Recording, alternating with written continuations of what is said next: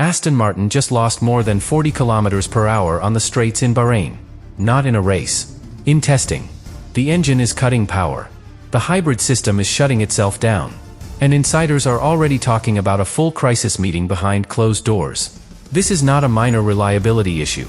This is a potential season collapse before the first race even begins. Fernando Alonso completed just 3 laps today. 3.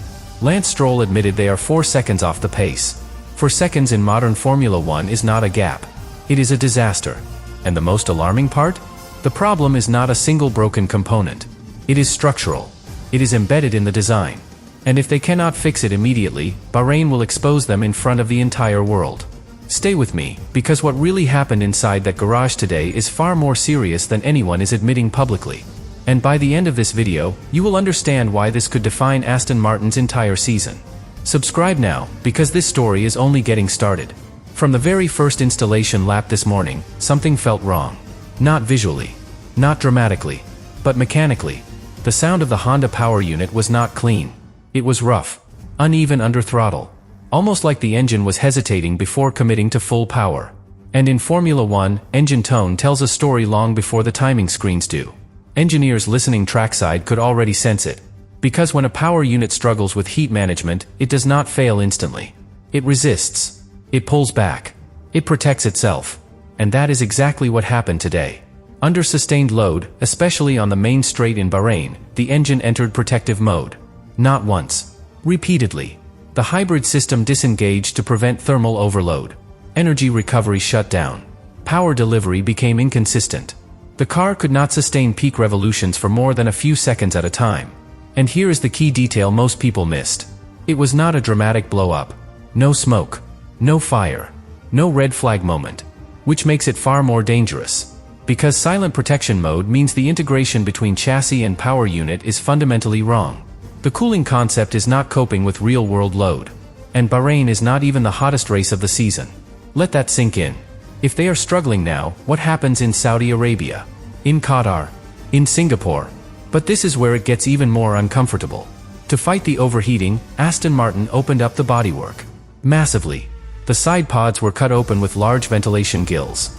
The engine cover looked almost improvised. This was not part of the original aerodynamic philosophy. This was emergency adaptation. Adrian Newey's tightly packaged design, built around extreme efficiency, is now being forced to breathe in ways it was never intended to. And every extra opening adds drag. Every extra cooling slit sacrifices straight-line speed. So even if the engine were fully healthy, the car would still pay a price. This is not optimization. It is compromise. And compromise in modern Formula 1 costs tenths, sometimes whole seconds. Now connect this to what Lance Stroll said. 4 seconds off the pace. That number is not random. Part of it is power deficit. Part of it is lost hybrid deployment. Part of it is aerodynamic drag created just to survive a testing day. And if the architecture itself is too tight around the power unit, no small tweak fixes that. You cannot suddenly create airflow inside a carbon fiber shell designed months ago. This is not a software patch. This is structural. And here is the uncomfortable question building inside the paddock. Did Honda deliver a power unit not ready for full load? Or did Aston Martin squeeze it too aggressively inside an extreme chassis concept? Because if it is the second option, that means the flaw is self-inflicted. And that would explain why the problem keeps returning. The data anomaly they keep referencing. That polite phrase. It is becoming a pattern. And patterns in pre-season testing rarely disappear overnight. But the most alarming part of today was not the numbers. It was the reaction inside the garage. The urgency. The dismantling of the car mid-session. The long hours behind closed doors. And Fernando Alonso walking away early, avoiding cameras. Veteran drivers do not leave early without reason. They read situations faster than anyone. And his body language told a story words did not. Now the pressure shifts to tomorrow. Because without a clean, full mileage day, they arrive at the first Grand Prix with almost no data. And in Formula 1, lack of data is vulnerability. No tire understanding. No setup confidence. No long-run simulation.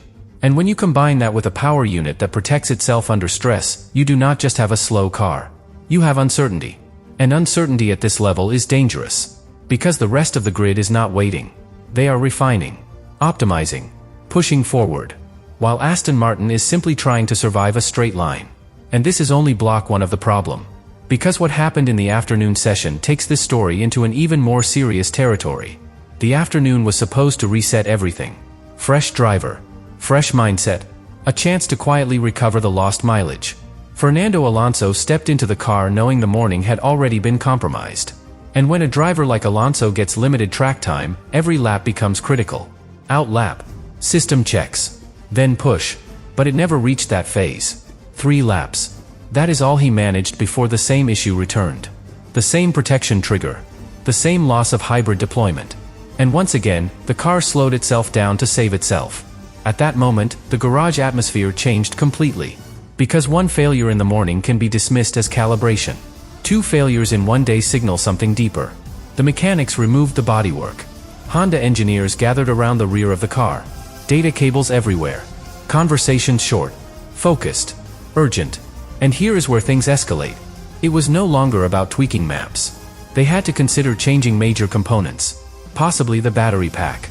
Possibly the entire energy recovery system assembly. When you start replacing core elements on a test day, you are not refining performance. You are trying to stop the bleeding. And the cost is not just mechanical. It is strategic. Every hour spent in the garage is an hour without correlation data. Without long-run fuel analysis. Without tire degradation insight. While Mercedes, Ferrari, and Red Bull are stacking laps calmly, building understanding, Aston Martin is dismantling its car piece by piece. And that gap compounds. Because testing is not just about speed. It is about confidence. Drivers need to trust braking zones. Trust deployment patterns. Trust throttle response.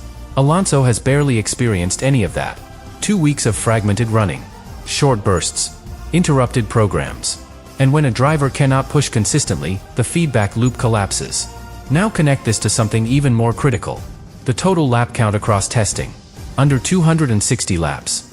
Lowest on the grid. That means less tire wear data than anyone else. Less aerodynamic correlation. Less race simulation knowledge. They are approaching the Bahrain Grand Prix with incomplete information. And in modern Formula 1, incomplete information equals vulnerability. But here is the psychological layer nobody is talking about. Fernando Alonso is not a rookie. He reads projects fast. He senses direction. And today, he left the circuit early.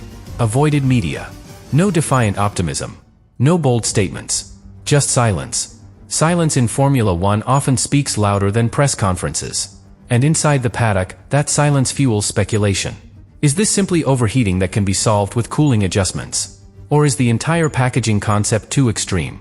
Because remember, Adrian Newey's design philosophy relies on aggressive compactness, minimal side pod volume, tight rear bodywork, maximum aerodynamic efficiency. But that efficiency assumes thermal stability. If the power unit cannot breathe inside that architecture, then every solution creates another compromise. Open cooling gills. Increase drag. Lose straight-line speed. Close them again. Overheat. Trigger protection mode. Lose hybrid deployment. It becomes a vicious cycle. And while all of this unfolds, the stopwatch does not care about context. It only shows the gap. For seconds, according to Stroll. Even if exaggerated. Even if partially setup related. For seconds is not fine-tuning territory. It is fundamental territory. And the worst-case scenario is now being whispered quietly. The 107% qualifying rule. If the car cannot run consistently at competitive pace, there is a real possibility of failing to qualify within the required threshold. That is not just embarrassing. That is catastrophic for a team that positioned itself as a future championship contender. Millions invested.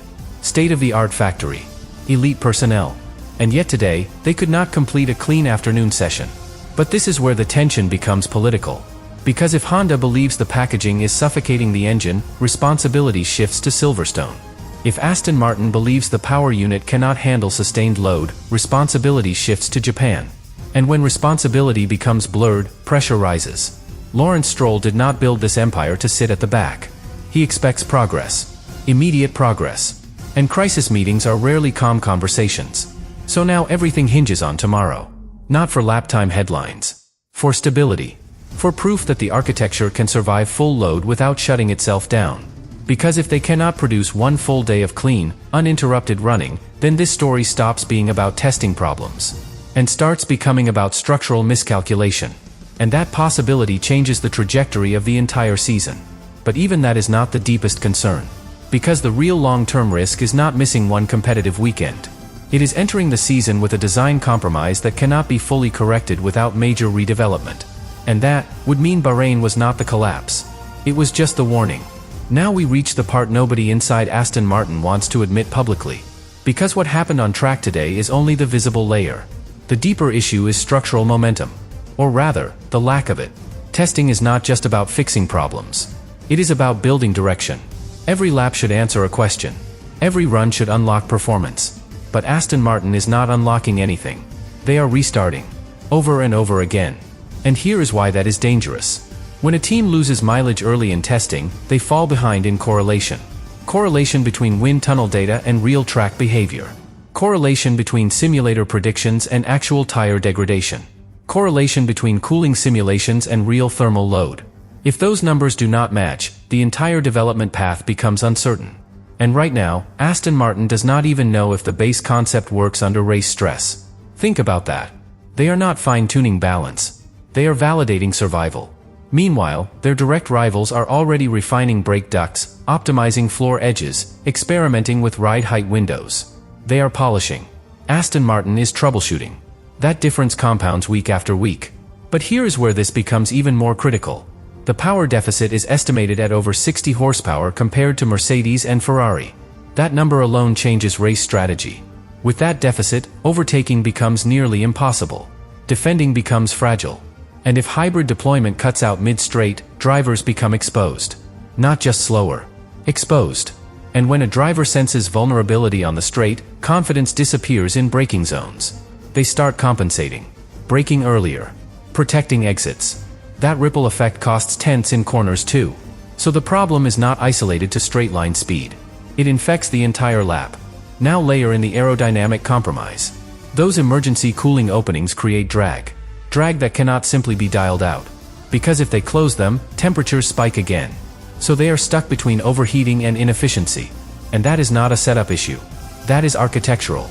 If the packaging is too aggressive, it means the design philosophy prioritized aerodynamic gain over thermal stability. And if that calculation was wrong, correcting it requires physical changes, not quick fixes. And physical changes take time. Wind tunnel cycles. New molds. New crash tests if structural components are altered. This is not something solved before the first race. Which brings us to the psychological tension building inside the team. Because public messaging will remain calm. They will say they are collecting data. They will say testing is for learning. But inside that garage, expectations were very different. This was supposed to be the project that elevated them. The Newey era. The Honda partnership. The infrastructure investment. Instead, headlines are focusing on lost laps and engine protection modes. And in Formula One, perception matters. Sponsors watch. Investors watch. Rival teams watch. And perhaps most importantly, drivers watch. Fernando Alonso did not return to Aston Martin to fight for midfield survival. He returned because he believed in a long-term trajectory toward championships. If that trajectory suddenly looks unstable, the internal pressure multiplies. Now consider the 107% qualifying rule again. It may sound extreme. But when a team is 4 seconds off in testing, with inconsistent hybrid deployment, the margin becomes thin. Even if they improve by 2 seconds before qualifying, they remain dangerously exposed. And being lapped multiple times in race conditions would not just be painful. It would redefine expectations for the entire season. But here is the part that could decide everything. Tomorrow. Not because of lap time headlines. Not because of social media reactions. But because they need one uninterrupted day. One full program. At least 100 laps without thermal shutdown. If they achieve that, confidence returns. Data accumulates. Engine maps can be optimized. If they fail again, the narrative shifts permanently. From early struggle to structural collapse. And once that label sticks, it is incredibly hard to remove.